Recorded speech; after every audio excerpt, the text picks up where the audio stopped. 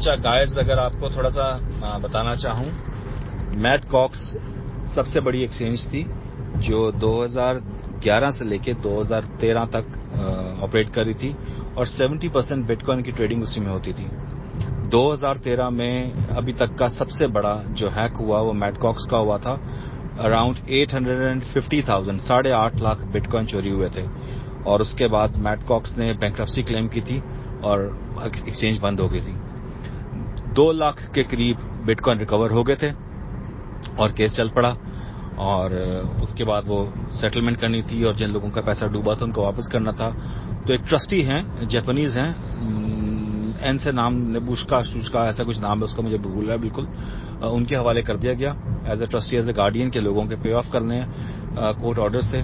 اس کے تحت وہ ویٹ کرتے رہے کیونکہ 8.5 لاکھ بٹ کوائن چوری ہوا تھا اور صرف 2 لاکھ ریکور ہوا، تو 2 لاکھ بٹ کوائن کے ساتھ لوگوں کو پے آف نہیں کیا جا سکتا تھا. سو ہی ویٹڈ، اور ویٹ کرتے کرتے سپٹمبر 2017 میں بٹ کوائن جب اپنی پیک پہ گیا تو انہوں نے 6,000 بٹ کوائن مارکیٹ میں ایک دم سے پھینک کے کیش کیا، جس کی وجہ سے پہلا بٹ کوائن کا کریش آیا.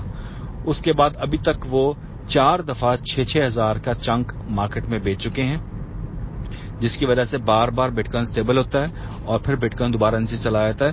وہ اس لیے بیچ رہے ہیں اپنے ان 2 لاکھ بٹ کوائن کو کہ انہوں نے 8.5 لاکھ بٹ کوائن جن لوگوں کے چوری ہوئے تھے ان کو پیسہ واپس کرنا ہے. تو جب پیسہ گرو کر گیا، ریٹ بڑھ گیا تو ہی صورت پاسبل تھی کہ لوگوں کا پیسہ واپس ہو سکے. سو یہ جو ابھی سلمپ آ رہا ہے بار بار، یہ کرپٹو کرنسی کا کریش نہیں ہے، یہ بیسیکلی میٹ کاکس کی وجہ سے کریش بابر ہو رہا ہے. جو ڈیٹیل میں نے آپ کو دی ہے یہ بلاک چین کی ڈیٹیل ہے، جو اس چیز کا ثبوت ہے کہ کتنی کوانٹٹی بلاک چین کے اندر بار بار آئی ہے سیل ہونے کے لیے. ابھی بھی ان کے پاس رفلی $1.6 بلین کے بٹ کوائن موجود ہیں اور بٹ کوائن کیش بھی موجود ہیں جو انہوں نے ڈمپ کرنے ہیں. سو ایک لحاظ سے دیکھا جائے تو خبر بری بھی ہے کہ وہ جب ڈمپ کریں گے مارکیٹ کریش کرے گی.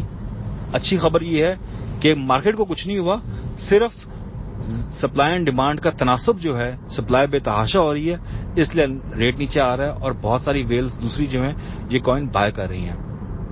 کرپٹو کرنسی کی مارکیٹ اپنی جگہ پہ ٹائٹ کھڑی ہے، تگڑی کھڑی ہے، فیوچر اس کا ٹھیک ہے. صرف صورتحال تھوڑی سی گمبھیر اس لیے نظر آ رہی ہے کہ جو ڈمپ کرنے والے ہیں وہ ڈمپ کر رہے ہیں. انہوں نے جب ریکور کر لیا پیسہ، ڈمپ کر لیا، ابھی ہو رہا ہے کہ ان سے ریکویسٹ ہو رہی ہے کہ وہ جتنا زیادہ ڈمپ کر رہے ہیں وہ نہ کریں، ابھی 2-3 ماہ وہ اس کو رک جائیں. ان کی مہربانی، اگر رک گئے تو ٹھیک ہے، اگر نہ رکے تو ہو سکتا ہے بٹ کوائن کا تھوڑا سا پرائز پہ سلمپ دوبارہ آ جائے. سو پریشانی کی ضرورت نہیں ہے. دونوں صورتوں سے، دونوں حال سے چیزیں بالکل ٹھیک ہیں.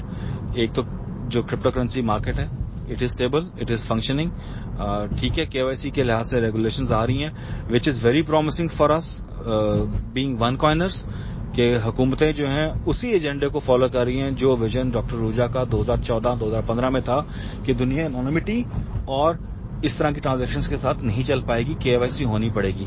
تو ساری ایکسچینجز ICOs کے اوپر سختی ہو رہی ہے کہ آپ اپنے سارے کے سارے آپریشنز کو جو ہے لیگلائز کریں اور اپنے آپ کو رجسٹر کریں.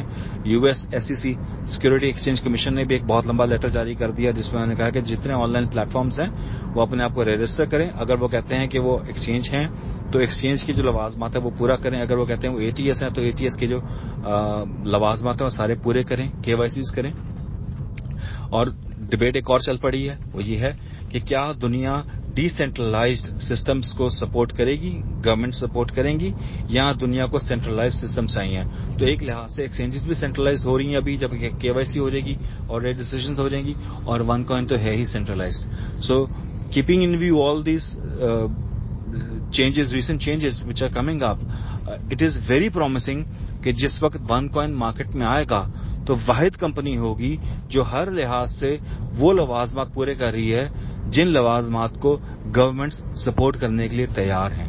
سو یہ چھوٹی سی چیز تھی، مجھے تھا میں آپ لوگوں سے شیئر کر لوں. رپلائی دیجیے، کمنٹ کیجیے اور ڈسکشن کو ہم آگے کیری آن کرتے ہیں.